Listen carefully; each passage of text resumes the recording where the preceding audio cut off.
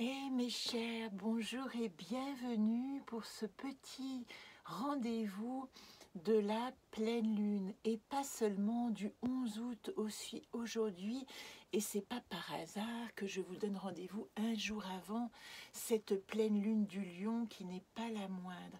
Alors je vous invite dans cette petite vidéo à découvrir déjà ce que c'est que la croix fixe dont on parle à cette pleine lune, la croix des signes fixes. Ça, c'est la première introduction. Et si c'est un peu long, il n'y a pas de souci. Vous aurez un chapitre où vous pourrez aller directement au tirage du jeu Solune. Nous allons rencontrer cette roue ici. Vous voyez, nous sommes arrivés à ici, ce mois d'août et ce mois de la guérisseuse qui nous demande vraiment de revoir notre direction individuelle au sein du collectif. Donc nous aurons le tirage enfin de cette petite présentation des énergies du mois. Je voudrais vous préciser, si vous avez le calendrier, l'agenda Solune, qu'il y a un petit erratum en haut et que la pleine lune n'est pas le 13 août mais le 12 août à 3h30 du matin. J'en profite pour vous dire aussi que je vais lancer un bon, on va dire, de pré-réservation pour ceux qui veulent un agenda l'année prochaine, un agenda Solune. Alors, il n'y aura pas forcément le Solune comme il est détaillé cette année, hein, autant changer, puisque vous avez déjà toutes les informations, mais je pense que l'année prochaine, vous aurez plutôt des informations sur le jeu des fleurs, ce serait plus intéressant, d'autant plus que là, le monde est aspecté par Fémène, hein, nous en sommes à moi dans le monde, moi Vagane, comment je me guéris, comment je guéris mon corps dans le monde Fémène, où est-ce que je peux implanter la fleur de mon jardin. Alors, je vais tout de suite vous parler des énergies de la pleine lune du 12 août. 3h30 heure de Paris, c'est la 4e et l'ultime super lune, c'est-à-dire la lune la plus grosse qu'on puisse voir car elle est au périgée. Le périgée, ça veut dire simplement qu'elle est au plus proche dans son axe de rotation de la Terre, donc on la voit très grosse et du coup, évidemment que ses influences, son énergie est beaucoup plus forte sur nous. Ça, c'est la première chose. Mais juste avant, nous sommes le 11 août et cette journée, le 11 août, l'annonce. Elle annonce cette énergie. Elle a une connotation majeure dans le changement annoncé de cette pleine lune. Si vous êtes déjà debout assez tard, vous pourrez assister à ce qu'on appelle la nuit des Perséides, qui est la nuit des plus nombreuses étoiles filantes dans l'année. Elles sont incroyablement abondantes parce qu'elles sont dues à l'éclatement d'une comète dont je ne me rappelle plus le nom, mais particulièrement visible dans l'atmosphère. Alors, c'est très joli, mais ces Perséides, qui sont vraiment une pluie d'étoiles filantes, dont la période d'activité s'étend du 17 juillet au 24 août, chaque année, hein, elles ont un maximum visible aux environs du 12 août, dans la nuit du 11 au 12 ou du 12 au 13, à peu près autour de la Saint-Laurent, et c'est pour ça qu'on les surnomme les larmes de Saint-Laurent. Voilà une petite information symbolique qui peut-être vous plaira. Dans la Kabbale aussi, ce 11 août, dans les enseignements de la Kabbale, ce n'est pas du tout un jour anodin. C'est ce qu'on appelle le jour du Tub Av. Excusez-moi pour la prononciation, hein, je ne suis que moi-même, mais ce jour, on l'appelle aussi le jour de la rédemption.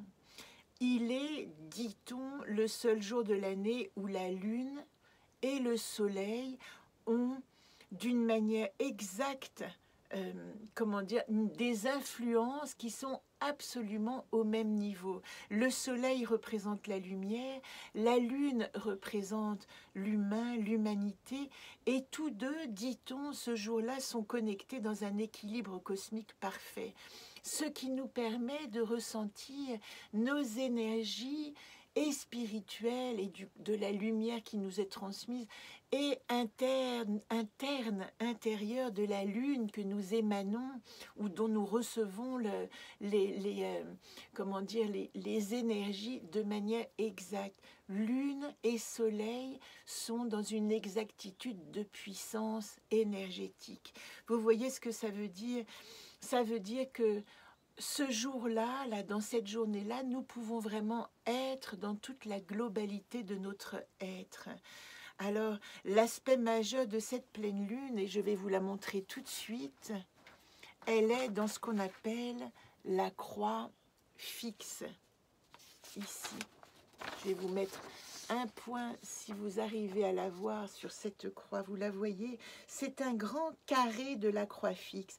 Nous avons les 4 signes fixes, les autres sont soit mutables, soit cardinaux, qui sont en croix et dont les influences sont majeures et opposées. Donc une croix fixe, vous la voyez ici, avec le grand carré qu'elle forme, eh bien c'est un principe actif de transformation de l'obsolète, un nettoyage intense, une clarification de certains fonctionnements, la mise en lumière de situations où l'on n'arrive pas à s'associer. Donc l'invitation à nous rapprocher de ceux qui partagent notre vision. Il y a un tri nécessaire à faire ici. Ce qu'on peut dire, c'est qu'ici, nous pouvons utiliser les énergies cosmiques pour nous, dans cet état de conscience. Et au lieu de retourner, vous allez entendre certains vous dire « Oh là là, c'est un temps d'énormes bouleversements, ça va péter, il y a Uranus, il y a des éclats, il y a des tensions. » Mais pourquoi pas retourner cette énergie négative et y puiser une force de transformation que nous demande cette période-là d'août.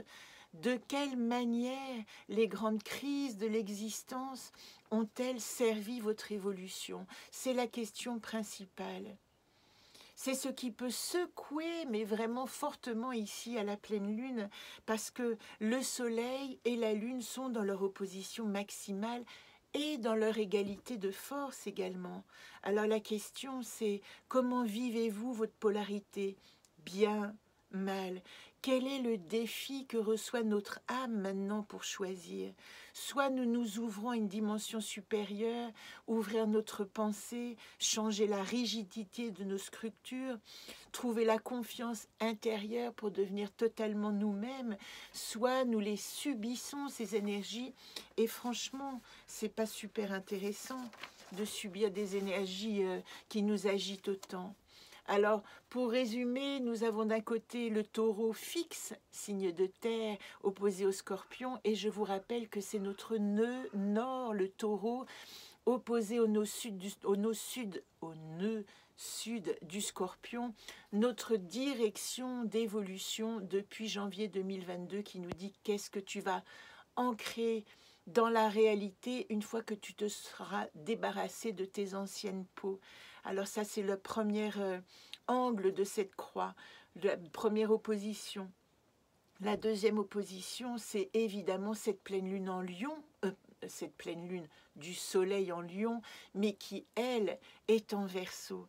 Et le Verseau est en conjonction à Saturne, en maison 8, les crises existentielles, le deuil, l'intimité, le rapport à notre intime, la présence de Saturne en conjonction avec la Lune dans ce même signe, c'est dans le signe du Verseau, c'est faire le tri, expérimenter la difficulté du collectif. Saturne nous demande un apprentissage nouveau en relation avec ce qui est juste pour nous. Et puis dans cette configuration, nous voyons Uranus, qui est aussi la planète maîtresse de ce Verseau dont je viens de vous parler. La Lune est en Verseau, mais conjointe à Saturne. Et Uranus est opposé. Vous voyez l'affrontement des grandes forces de règles et de rébellion qui se montrent ici. Si vous vivez ce groupe explosif de cette conjonction qui en plus est associée à Mars, eh bien, sachez que les changements latents à l'intérieur de vous s'accélèrent, c'est ça qui se passe. On ne supporte plus. Il y a des situations inattendues qui vont bouleverser les bases. Et puis, autant en rajouter, puisque nous sommes dans ce rapport du lion, c'est le soleil qui met toute la lumière sur cet éclatement de la conscience, eh bien nous avons l'affirmation de nos structures profondes qui est opposée au Verseau et qui nous transmet ce message dans notre désir d'évolution personnelle. Quelle est la place des autres? Ne pas oublier les autres. Le lion, c'est un signe, et je peux en parler, je suis lion, et avec toute humilité, je reconnais ma tendance extrême à l'individualisme forcené. C'est un signe d'individuation, un signe d'introspection, toujours individuation en quête d'évolution. En fait, si vous reconnaissez dans le lion toute sa force à inviter à la nécessité de se pencher sur soi, d'affirmer son indépendance, mais toute la clé, c'est de ne jamais oublier les autres. Et ici, il est en maison 2, à 19 degrés, il pointe la lumière sur nos ressources, notre besoin de sécurité matérielle, notre richesse, nos possessions. La question, c'est vraiment, pour tout le monde, lion ou pas, comment nous ancrons-nous dans la matière? Voilà ce qui compte. Et un petit point final, pour en rajouter, vous savez que Jupiter, enfin je vous l'ai dit la dernière fois, mais il est rentré en rétrogradation dans les signes du Bélier. C'est comme si nous étions avec des sabots en train de marteler sur la ligne de départ et d'essayer, avant de donner toute notre puissance d'évolution, de nous rappeler quelle est l'énergie, à quoi allons-nous dédier cette énergie. D'autant plus que Jupiter va rétrograder jusqu'en Poisson à l'automne, et c'est là qui nous donnera la vraie question de la dimension humaniste de notre évolution. Il y a beaucoup de choses, hein.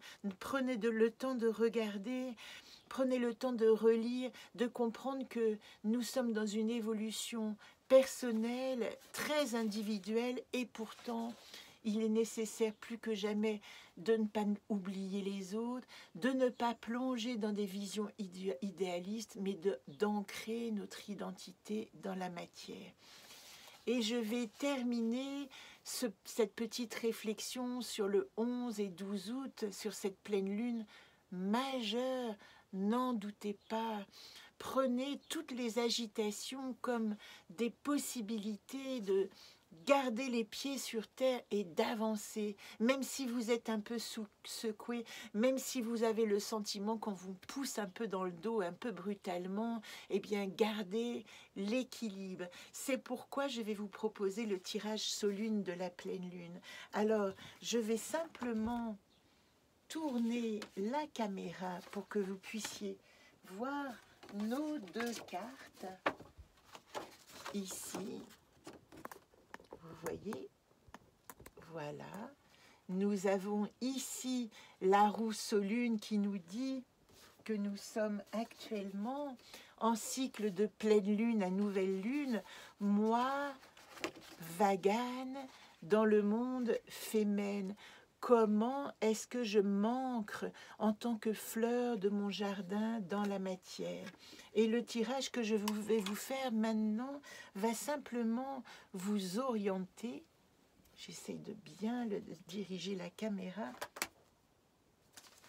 et de retrouver mes cartes qui sont là. Voilà pour le jeu Solune. Comment est-ce que nous allons pouvoir nous faire aider, puisque vous savez que cette roue, c'est un cycle global et que ces gardiennes dont nous parlons, eh bien, vous pouvez les intégrer toutes. À la fin, quand nous arrivons à la direction du centre, simplement, ces gardiennes nous disent « tu es toutes ces parts en toi » et qu'est-ce que tu fais de cette conciliation de toutes ces énergies. Alors, en situation actuelle, la première carte qui va nous aider, la première gardienne, c'est celle qui va nous dire « rappelle-toi de tes rêves », car bientôt, dans la 9e, c'est la suivante, elle s'annonce déjà, eh bien, quand tu t'ancres dans la matière, n'oublie pas que tu ancres aussi des rêves pour les enfants de demain. Ce ne sont pas seulement nos petits rêves égoïstes, mais ce sont des rêves individuels pour notre énergie à donner au monde de demain. C'est ça que nous devons penser en ce moment. Quel monde de demain nous souhaitons? La carte qui est en atout ici, ben c'est faire preuve d'imagination. Et celle-là, c'est la 10e gardienne, la tisseuse, qui dit ici, oui, si tu ancres de la matière fertile, eh bien, crée avec ton imaginaire, crée des moyens de rendre réels tous ces rêves pour le monde de demain. La difficulté que nous pourrions avoir en ce moment, pour ancrer dans la matière, c'est Xerda. Et Xerda qui évoque l'assurance de soi, c'est la grande gardienne qui dit « je reconnais et honore mon chemin dans l'estime de mes choix ».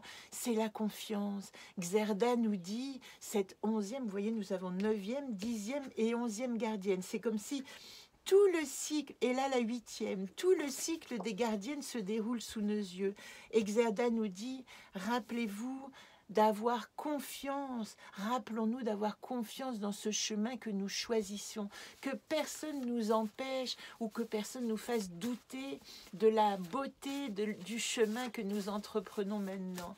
Et l'invitation, l'ultime ici, regardez comme c'est beau, c'est la mission d'âme, Momime, ce que nous avons à raconter. Plus que jamais, c'est l'histoire de notre mission d'âme. Plus que jamais, reliez-vous, connectez-vous à votre âme.